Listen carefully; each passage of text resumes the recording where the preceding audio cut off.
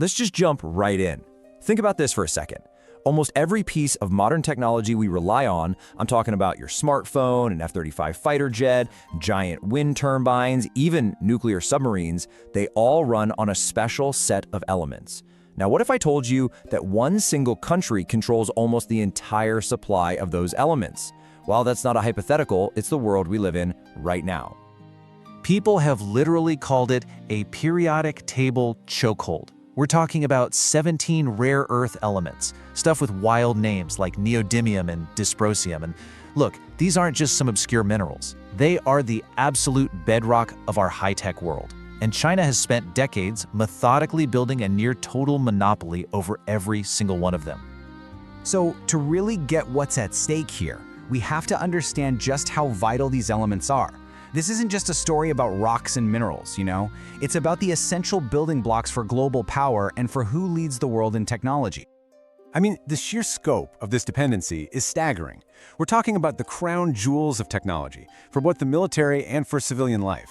The missile guidance systems that protect a country, the MRI machines that save lives, the green energy tech we're all counting on for the future, they all depend on a supply chain that pretty much starts and often ends in China. And this right here gets to the absolute heart of the problem. See, finding rare earths in the ground is one thing, but the real power, the real control comes from processing them, turning these chunks of rock into super pure, usable materials. It's a really difficult, messy, and environmentally tough process, and China handles 90% of it for the entire globe. That is the chokehold. So what makes these elements so darn special anyway? Well, their most important use is creating these tiny, unbelievably powerful invisible muscles that basically make our modern world work. And that brings us to this, the rare earth magnet. This is the piece of tech that changed absolutely everything. We're not talking about your average refrigerator magnet here. This was a quantum leap forward in magnetic power. The difference is just incredible. We're talking about magnets that are 10 to 15 times stronger than the old iron ones. And getting that much power in a much smaller package is what allows for miniaturization. It's how you can have such powerful little motors and sensors in your phone. It's also what creates efficiency, making a wind turbine generate power even with less wind. They are absolutely critical for green tech and military tech. So you have to be asking, how did we get here?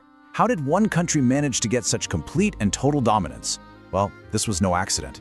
It's really a story of two completely different long-term strategies. It's a story about a race the US was actually winning at first, but then completely lost. This timeline really tells the whole story. Believe it or not, back in the 1980s, the United States was the #1 producer of rare earths in the world. But then, facing new environmental regulations and concerns, the US basically decided to ship this dirty industry overseas. China saw a massive opportunity and went all in. Fast forward to 2010, when China restricted its exports, and that was the moment the rest of the world got a massive wake-up call and realized the strategic trap it had just walked into. And this quote just gets to the absolute core of it. For the West, getting rid of this industry was about offshoring an environmental problem. It was a cost. For China, taking on those environmental costs wasn't a problem at all. It was the price of admission for future dominance. So let's actually break down the playbook China used to pull this off. This wasn't just about being willing to pollute. No, this was a comprehensive, state-driven 30-year plan to build a monopoly from the ground up. It was all spelled out, plan after plan. And their execution really came down to 4 main steps. First, as we said, they embraced the dirty work. Second, the state poured unimaginable amounts of money into subsidies, cheap land, easy loans, research funding.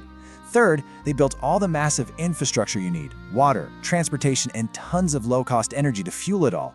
And finally, and this is crucial, they focused on people, locking down talent and investing huge sums in education.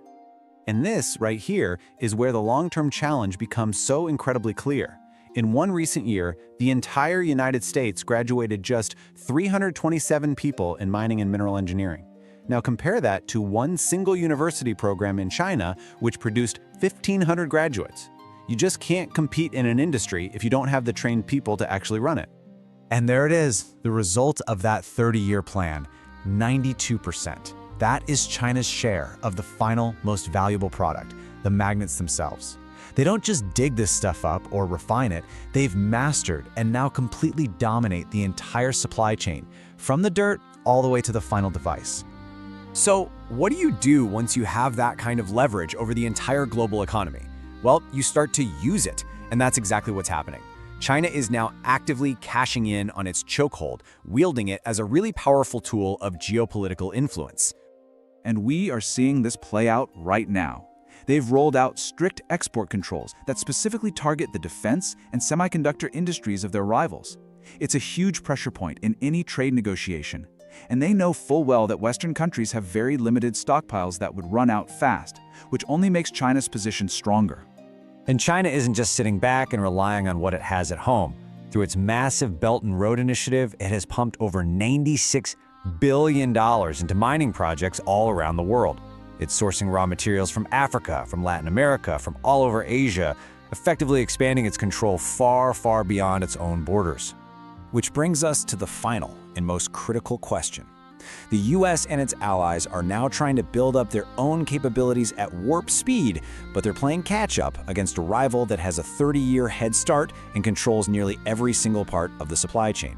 So, is it actually possible to build a new, independent supply chain from scratch, or is it just too late to break free from the chokehold?